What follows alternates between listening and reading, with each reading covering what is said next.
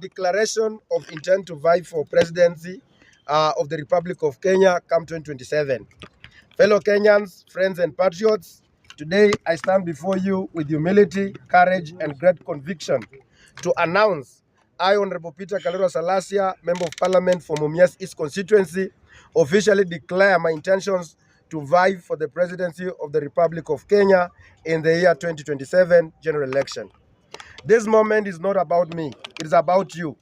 The ordinary Kenyan, the civil servant whose payslip is shrinking under punitive taxes, the farmer struggling to afford fertilizer, the mother choosing between medicine and food, the young graduates sending CVs that never get answers, the Gen Z youth dreaming for a better, cleaner, fairer government. It is about Kenya, a country full of potential, yet held back by broken system, corruption, inequality, and disconnection between leaders and citizens. We cannot continue this way. It is time for a new generation of leadership, honesty, visionary, and bold. My agenda, the 5 pillars of the new Kenya: economic freedom.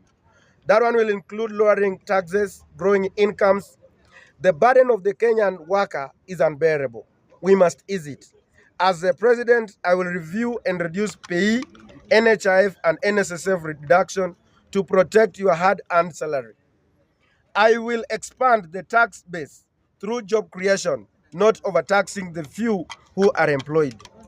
Our economic policy will shift from taxation to production and innovation. We must grow the cake before we slice it. No Kenyan should feel punished for working hard. Number 2, universal health care through people-centered SHA. The Social Health Authority, SHA. Every Kenyan will access affordable, dignified, and efficient health care, whether in Turkana, Kibra, or Mumias. We shall audit and clean up the NHIF legacy mess and guarantee the transparency in the healthcare funds. Health is not a luxury, it is a right. Number 3, ending corruption, sealing every leak in government. Corruption is theft from the poor. I will treat it as economic sabotage. Every procurement will go through a transparent, digital, trackable system. I will empower independent anti-corruption agencies, and no scared cows will be spared. Stable public money will be recovered. Those who loot must be held accountable publicly, swiftly, and justly. We cannot industrialize a corrupt country. We cannot feed a nation bleeding from graft.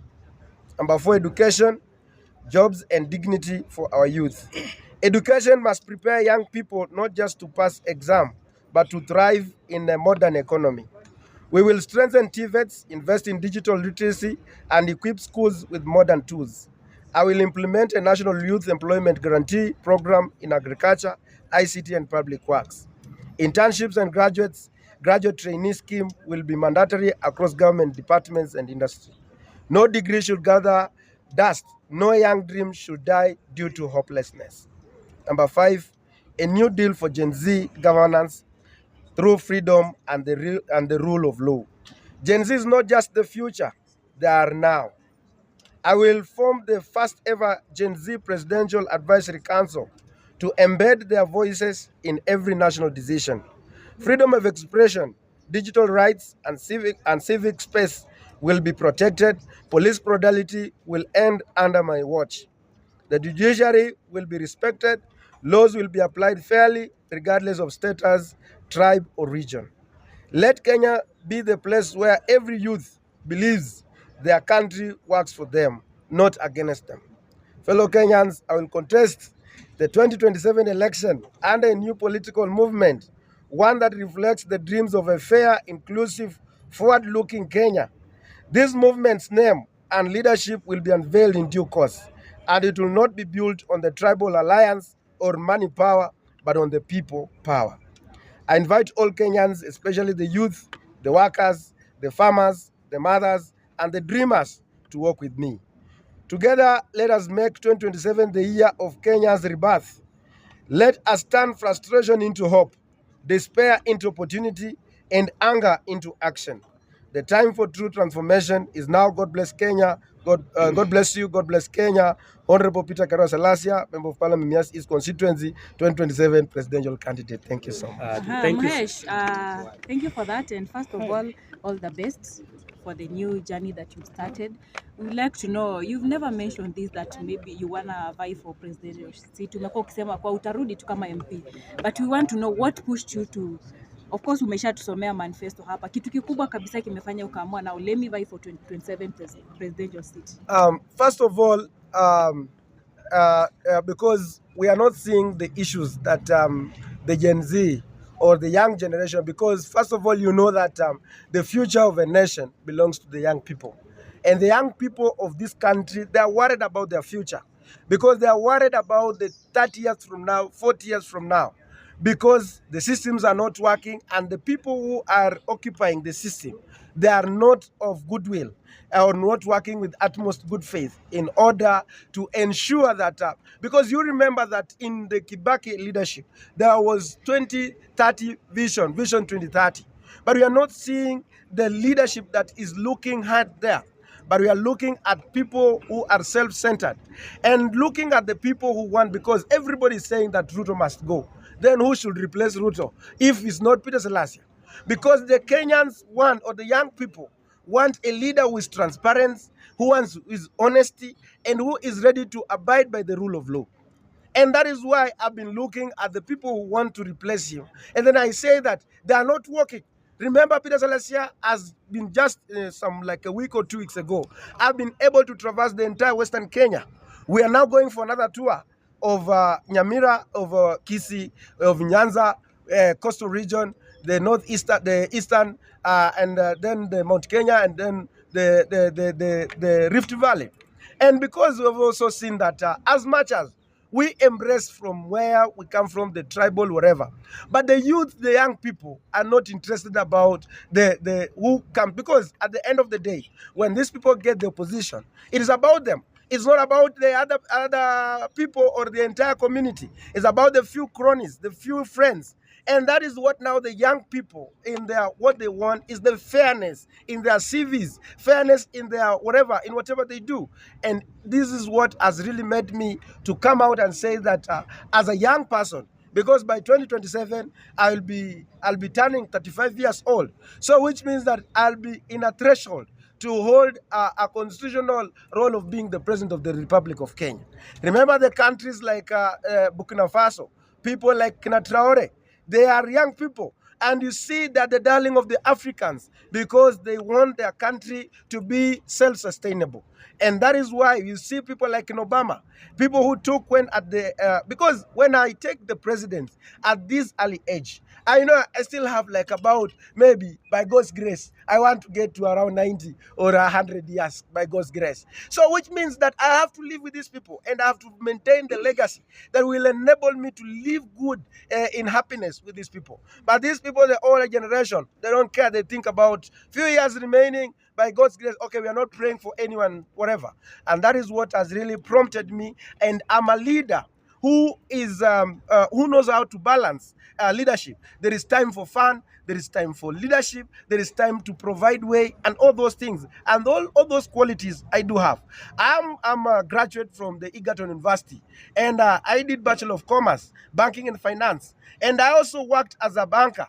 And I worked as a teller. And even in my history, I never stole money from either. I used to get a salary of 50,000 shillings. And I used to handle every day 30 million. So which means that I'm a person who is self-driven and who has the principle of accountability, principle of transparency in everything. And even for the last like 2 years in my leadership as a member of parliament of Mumias East, you can see when you walk in Mumias East constituency, it is a clear demonstration that despite of whatever we do on social media, because I like playing also, I like making jokes on social media, but I'm a very serious person when it comes to serious matters. And that is why I see I'm the only savior, God-driven, God-sent leader that who can unite this country and bring people. I know there was some anchors that we were passing around when we were saying this community is doing what, but we have healed. We are now ready to bring all the Gen Zs from Nyanza, from Kisii, from everywhere, so we can move together.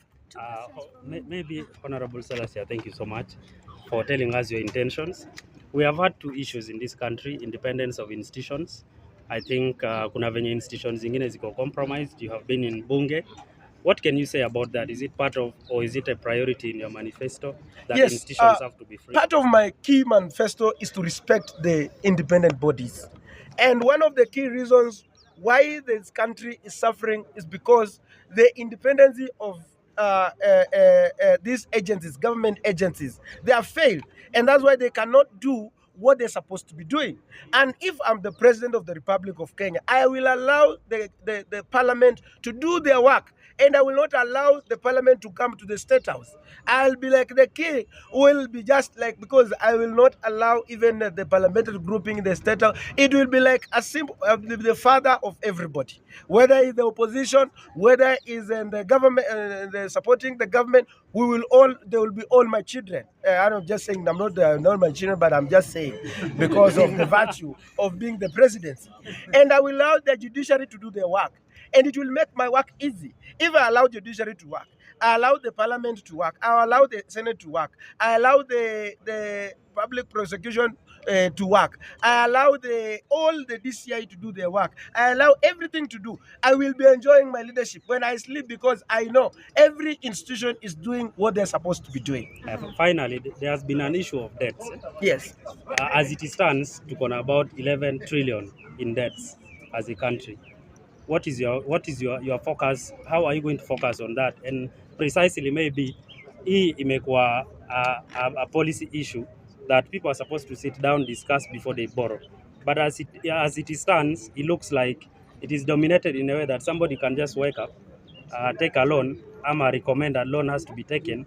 How are you going to handle that when you take power as a president? As a president, like this problem that we are having today was done like in the last government, when they passed a legislation that a government can go ahead and borrow the money even without consulting the National Assembly, and up to a certain level. And this is what has made this country to overborrow. You remember when they came, when His Excellency, the President, came in, he said that he wants this country to be self-sustainable, whereby we are not going to borrow. We want this country to be like Mali, that it has been able to pay all its debts and has no any debt, because this is something, because you remember, during the Moise era, Moi never used to borrow the money from outside, and that's why you find like despite the fact that the economy was not doing reaching to everybody, but you find like the shilling was very strong, and then the manufacturing was everywhere in this country. So from where I sit in that point of the debts, I will also do the inquiry on the debts that were committed by the previous governments that has existed before. Because we want to know, like, for example, the Eurobond, where did it go? And we have so many issues. Because you remember, like, in the previous, when we were talking about last time, the people who involved in the, like, for example, the Eurobond, there were people who were employed in the Treasury advisory, and those are some of the things that shows that we are not serious about the people who committed the atrocity, and that's the same people that we are also bringing back and messing up this country. So we will have to review the debts of this country and bring back the motion that Honorable Mutata had, so that we can also be able to scrutinize and get to know all the monies that came into this country. Did they do what they were intended to do as a president of this Republic of Kenya? Two questions, Mheshimiwa. Yes. Kidogo tu. Is aligned to certain conditions. So how are you going to fight the same party? First of all, this movement is not about any other person. It's about the Kenyans. Are we there? It's about the Kenyans. So if they will say that they will give me that political party to vie on it, I will not accept. I will not refuse. But if they don't, we are going to launch a political party, a political movement. And this one is going to be rolled out. So it's about them to decide whether they want me to be there, because now the party leader, if he's not showing the interest to vie as a president, then he should give me that political party to vie on it. If he doesn't, then I will come up with a new political movement that now will shape the politics of this country. Now, Mwesh, Sorry? have you spoken with the... No, I don't know, because you see now that is my personal decision. It is my personal decision because I have the heaviness of this country. And that's why we are taking the risk of, even like, for example, most of the members will say, why can't you get maybe the pension for first? But we don't care because we are looking at the future of this country and we must shape the politics of this country. Okay.